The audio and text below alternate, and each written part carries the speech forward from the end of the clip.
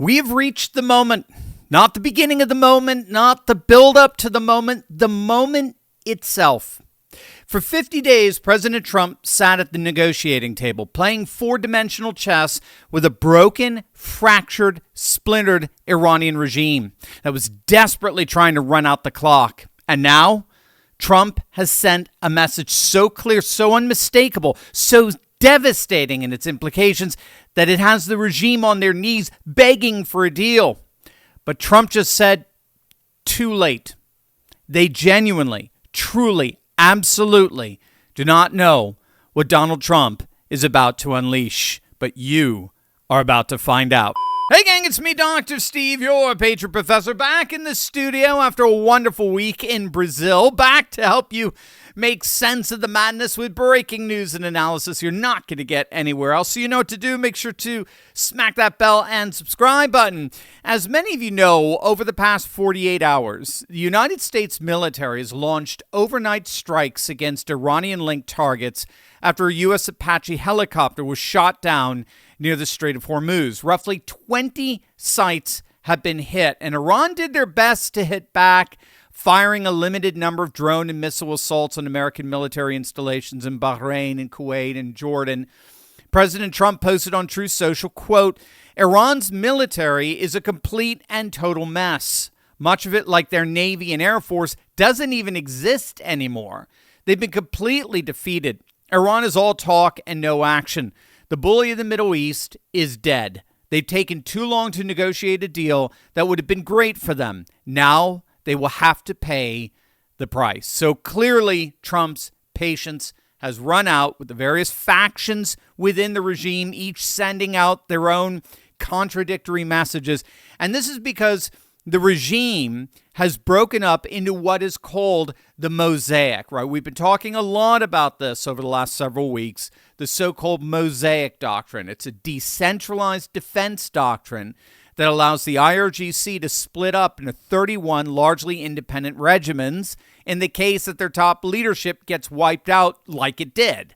So the mosaic gives provincial commanders the authority to act autonomously without waiting for Tehran's approval. But its Achilles heel is that it's nearly impossible for them to act in a unified and coordinated and consistent way, since so much of their command and control and communications capabilities have been completely wiped out. So that's why you're seeing these very, sporadic launches and movements of the regime. It doesn't seem to make any single sense, and it doesn't because there isn't a single government running things in Iran. The regime has been splintered into various factions. So Trump hasn't been negotiating with Iran as if the nation had a single coherent regime. He's negotiating with the various factions. And what he's been doing with the ceasefire is he's been trying to pit these factions against each other. He's been making competing offers of money, power, security to different factions and watching what happens next. So we've had 50 days of negotiations with these various factions, 50 days of sitting across the table from factions that have spent decades perfecting the art of buying time for enrichment, time for weapons development, time for proxy forces, time for survival.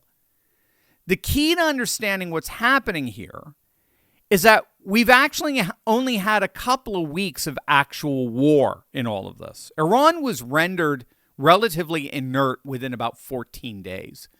So the last 2 weeks of the military strikes were basically cleanup missions to put Iran in a position where they simply could no longer project power.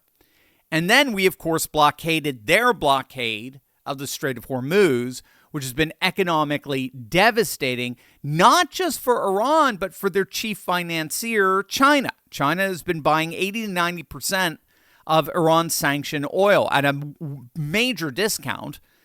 And that, of course, has been radically disrupted with the blockade, which is costing Iran $500 million a day and basically destroying their oil fields as stagnant oil gets all congealed and clogs up inside the pipelines.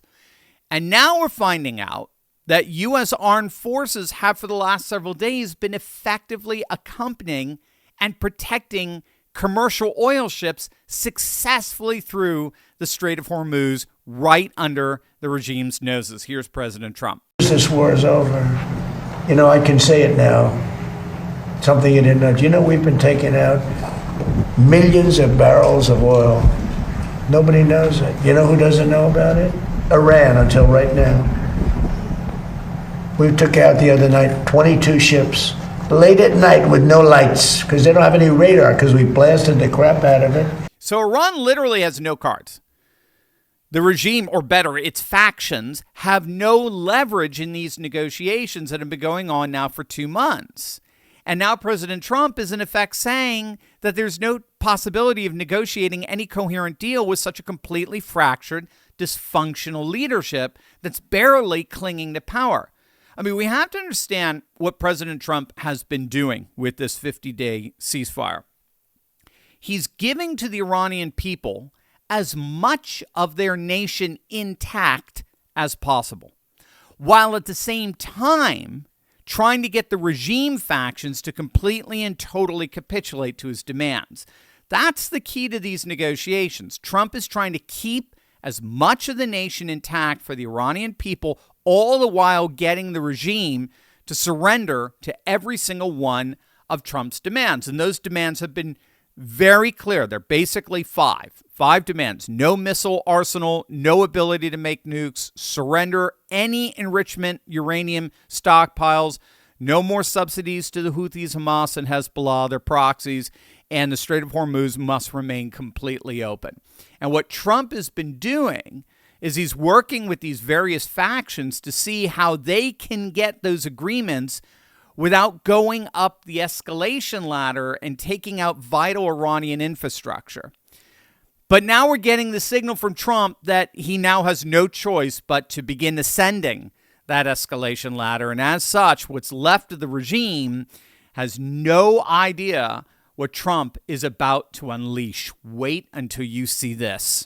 But first, right now, an estimated 31 million Americans are taking GLP-1 medications like Ozempic and Wegovy. But as more people start using them, more concerns are starting to surface as well. In just the past few months alone, lawsuits tied to these drugs have nearly doubled in the United States, jumping from around 2,000 cases at the beginning of the year to nearly 4,000 today.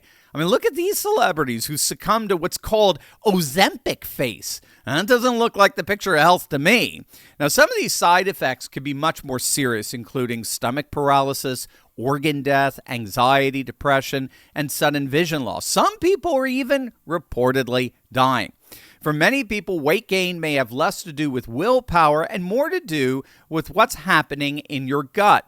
Researchers are learning more every year about how much the gut microbiome impacts things like cravings, bloating, inflammation, digestion, mood, energy levels, and long-term weight management. So instead of simply slowing the digestive system down, many people are now looking for ways to actually support their gut naturally. And that's one reason kimchi has gotten so much attention of late.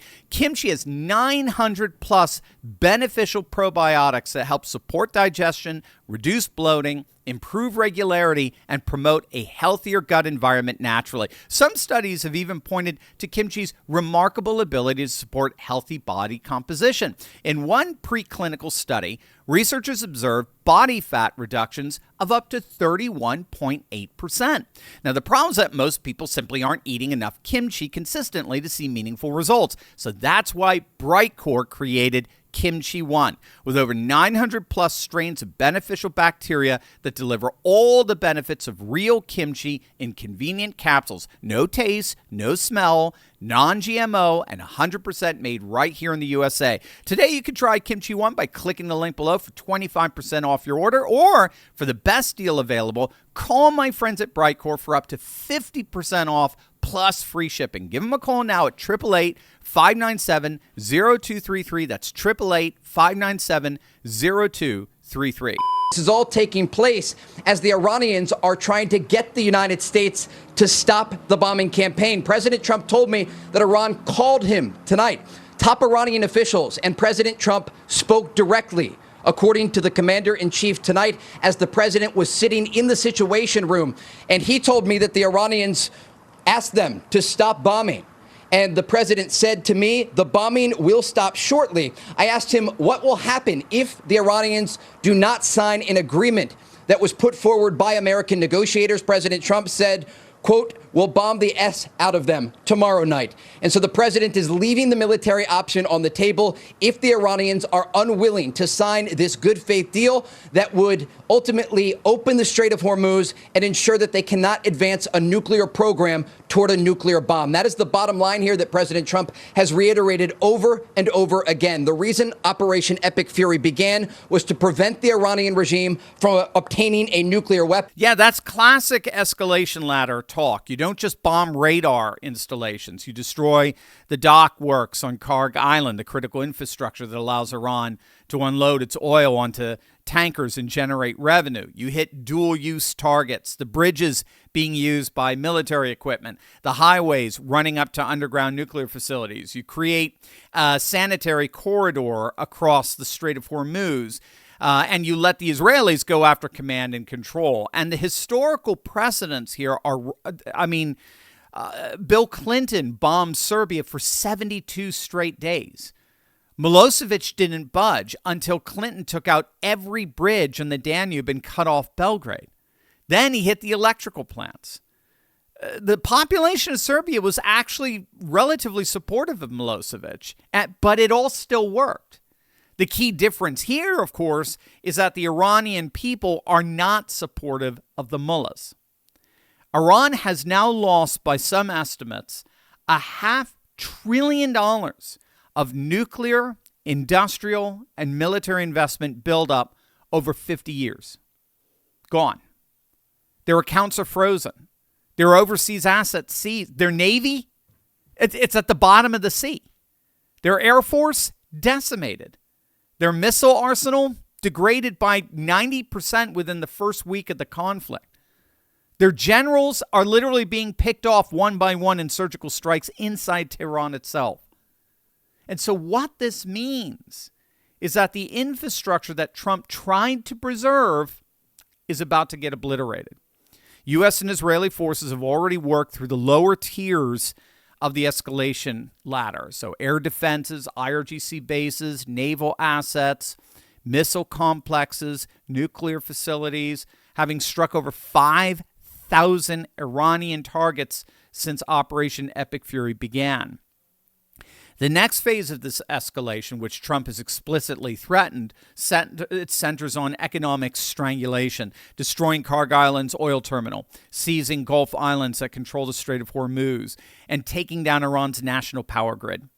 If Iran continues to stall, the endgame is total regime decapitation, eliminating remaining RGC command and control nodes, interdicting oil smuggling, and collapsing the economy until the Islamic Republic either capitulates or ceases to function. There is no out here for the regime. And as all of this is happening, you've got the Iranian people growing increasingly bold. Gas lines in Iran are now reportedly 3 to 4 miles long in some areas. Food shortages are spreading. The economy is imploding. And 80 million Iranians are poised to explode on this regime. And every day that this continues is a day closer to that mass uprising. So to bring it all home here, Iran made a strategic bet. They bet that 50 days of negotiations would exhaust Trump, that the war-weary American public would pressure Congress into blocking further action, that oil markets would spook the global economy into forcing a bad deal on Washington. Every single one of those bets is failing.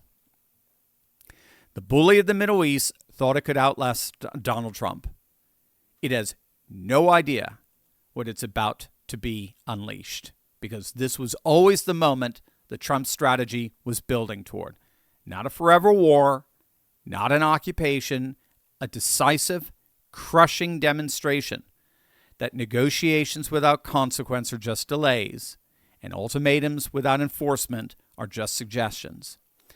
Iran is about to learn, at enormous cost, that America under Donald Trump is neither confused nor weak. Clarity prevents miscalculation, and clarity is exactly what is coming.